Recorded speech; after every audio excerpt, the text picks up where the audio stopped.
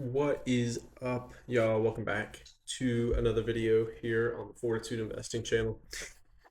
It seems like the pain will just never end, apparently, with Bitcoin making new lows as of recently. Um, Obviously, not as bad as the April lows, but it seems like we are quite a bit away from all-time highs now, up around that 126,000 per coin, now down to, we're trading at about 91, 92,000. Just wanted to do a quick little breakdown of what I think, and you can do your own research as well and correct me if I'm wrong. But we're going to jump into this, and you can tell me what you think, and I will tell you what I think. So, there's been a lot of talk about Bitcoin with cycles, Bitcoin with the halvings, and Bitcoin with macro economics. I just want to put this out here that cycles happen for a reason. You have usually accumulation and appreciation, or you can call that a bull market and a bear market. So if we think about bull and bear markets, that's more of a the best way to explain it is it's a extreme term. So it seems like, oh, we're in a bull market, it's euphoric, right? Or we're in a bear market and it's the end of the world. I try to think about it in a little bit of a different way of instead of it being a bear market, it's a accumulation time. And when it's appreciating, it's I'm making money. So we can think about it in a few different ways here. So right now, if I think about it personally, we're getting a very nice discount on stacking some of our Bitcoin. Now, for the younger people here, this is good because, yes, as much as we want to make money and it looks good in our portfolios, the whole point of this is for accumulation. And if you just want Bitcoin to continue to keep going up, yes, that's great. But right now, with it staying at this price, it gives you more time to accumulate at a lower price. Because no one's arguing here whether Bitcoin's going to zero or not. We all know that this is going to continue to keep increasing in value. We just don't know exactly when that will be.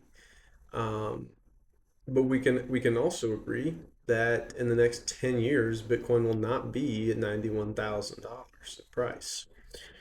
You can speculate whatever price that might be, but I'm going to speculate on adoption. And that's the most important thing here is who's using the technology and the adoption. Because I agree with Michael Saylor. If nobody adopted Bitcoin, if the institutions and the hedge funds and the ETFs, whatever the case may be, if nobody adopted that, Bitcoin would still be trading at less than $10,000 a coin, honestly. So you can argue all you want that ETFs could ruin Bitcoin or that Michael Saylor ruined Bitcoin. In my personal opinion, I think it's a good thing because it's appreciating, right? And with BlackRock and Fidelity, with JP Morgan, whoever, wherever the adoption is, that means big money is coming into this asset class. Now, there's a ton of people on Twitter, on the internet, wherever that are trying to tell you that it's over. Bitcoin is, it has to go back down to 20,000 and it has to correct this and it has to do that. Just stop right there, right? We're not going to correct that low. Now, could we see as low as the April lows? Maybe. It would have to be something pretty crazy. But I do believe that this November will be a continuation of October of just trading sideways for a little bit before December. And the reason why I highlight December so much is because of the business cycles, and that is that we are headed into quantitative we're getting out of quantitative tightening and more of a neutral standpoint. We're not draining the balance sheet.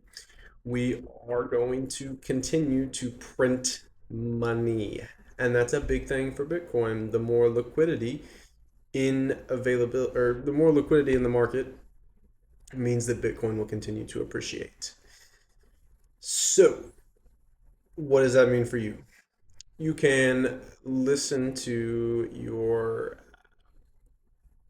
Twitter, your Instagram, the news, whatever. You can keep listening to them and you can get poor judgment.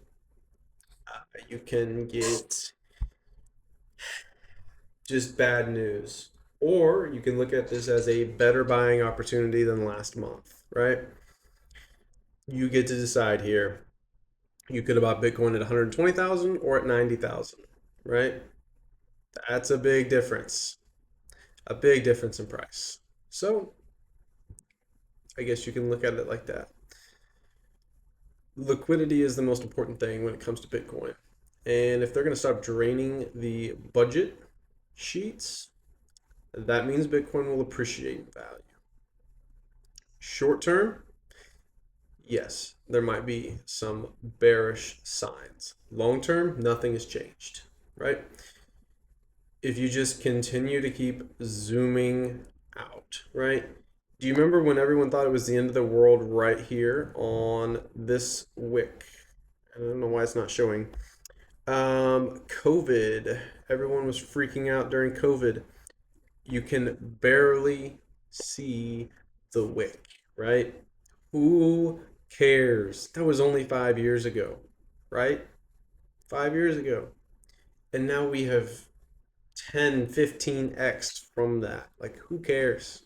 Who cares what this short term price action is going to do? If you believe Bitcoin will appreciate more, if you believe that this entire asset class will continue to keep appreciating, then you don't care about the short term. Does it suck? Sure. But you can look at it as it sucks or continue to just keep buying, right? People who are young, people who are working and just putting in small amounts of money, who continue to keep accumulating, you are smart. You have started generational wealth. So I just want to keep you guys focused, make sure that we are focusing long term. Long term. This is a long term horizon, a long term asset. If you are here for short term, I can't help you here. That's not my expertise. I can't help you. Go find somebody else who is going to do short term trading, buy, sell, whatever. That's not me. Mine is accumulation, appreciation. Accumulation, appreciation. Okay? Thank you guys for watching. I hope you guys got some sort of good information and reassurance that just zoom out and look long term, because who cares? Who cares? This stuff isn't going anywhere. I will see y'all in the next one. Peace. Know what you want and believe that you can and will get it. Your time is limited. Always keep going. You kill me! Keep going! You keep going!